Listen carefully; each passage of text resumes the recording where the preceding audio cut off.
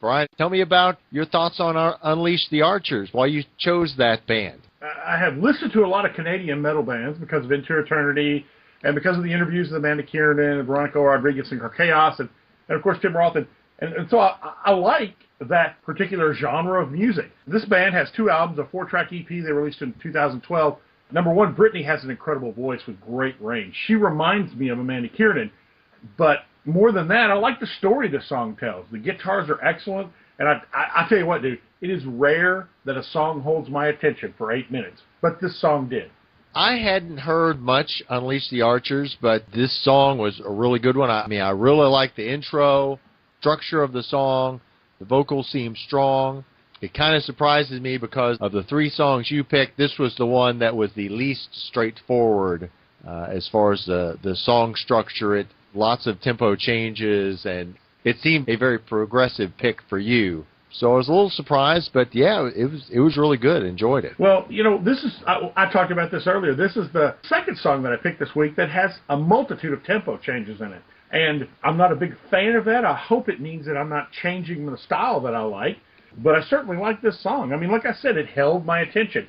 No matter what type, beat, or tempo they were playing, it somehow kept me invested in the song. From the slow melodic intro to the pounding, grinding, screaming voice and guitars that they have throughout the song. One of the things I wanted to talk about with this song was, a lot of times when we look at music on the podcast here, I watch the video of the song. And we need to talk about watching the video versus the song. And you mentioned that before. Did you just listen to the music, or did you watch the video of this too? No, I haven't seen any video. That's interesting because I like to enjoy both aspects of it. I don't have to. This song held my attention without it, but the video definitely added to the enjoyment too.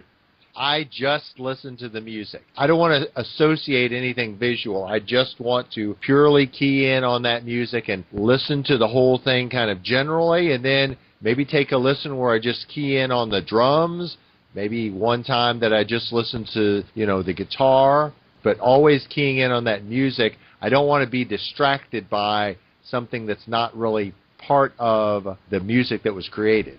Interesting. I'm not sure you can separate the two these days because so many bands, all they do is put up videos. I mean, even the most obscure bands in metal these days do that. But I'll give you that. The music needs to stand on its own in some form.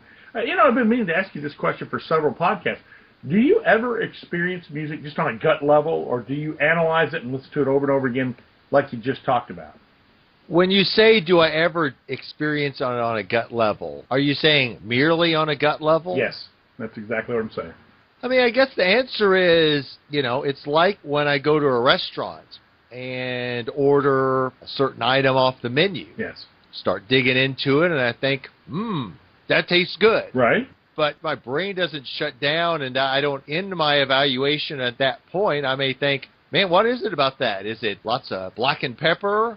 Is there some particular ingredient? What is it? Is this an Italian dish? There's a lot more to it than just some gut initial reaction of pleasure or pain. Yeah, well, I mean, it would be kind of silly for me to go out to a restaurant and later my wife asks me, well, what'd you get? And I just go, food.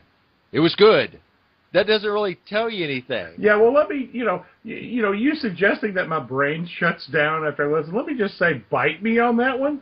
When you ask the question, it kind of implies if it's merely a gut reaction, I don't know who experiences the world on just a gut level. Well, that would be me, for one. Let me ask you this question. You go out, your wife says, hey, what'd you have? And you go, food. And she says, would you eat it again? Do you have to tell her about the blackened pepper and how it was cooked in nice olive oil and had a nice crust? Or do you just go, I like that food, I'm going to get it again? I don't think you can just say food. I think she would say, well, what kind of food? I think there would be a lot of questions before there was anything about would you have it again.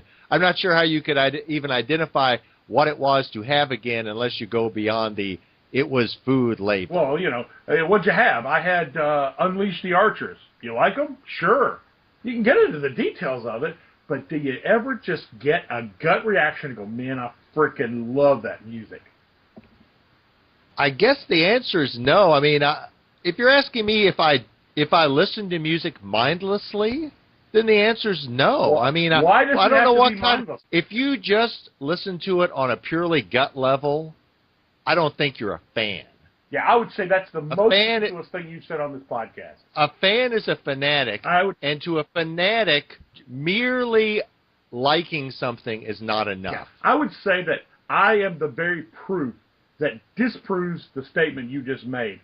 I love my metal, and I don't give a that I can't explain it. I don't give a that I can't pull out the elements of it. I know that I love the music that I listen to. I think you like it when it's convenient for you. Again, I don't know how big a fan... When do you ever listen to music that's not convenient to you? Now you're making an argument that makes no sense. You listen to music that's not convenient for you? As a fan, you're engaging in an activity that's akin to worship. You have a pentagram back tattoo, don't you? Well, I don't literally have one, but I mean, I guess... You want one, don't you? Figuratively, I do, yeah, yes. Yeah.